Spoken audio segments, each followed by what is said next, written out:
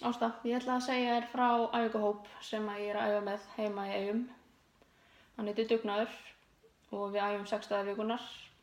Á sumrin þá breytum við aðeins til og þá æfum við úti og fáum skilaboð frá þjálfurunum okkar inn á lokaðri Facebook síðu hvar æfingin er næsta dag.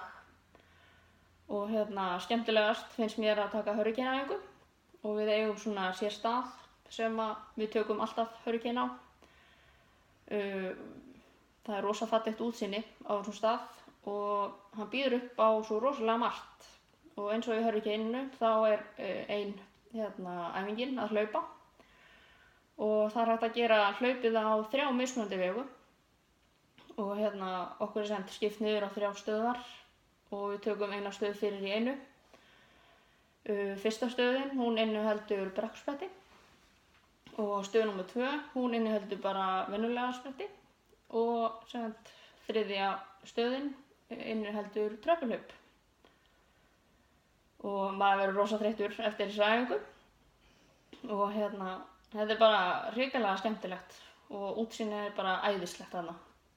Þannig að maður gleymir sér alveg í æfingunni. Og ef þú átt leið til Eyja, þá skal ég sýna þér þennan stað og aldrei að vita hvort við getum tekið eina hurricane-æfingu. Takk fyrir að hlusta.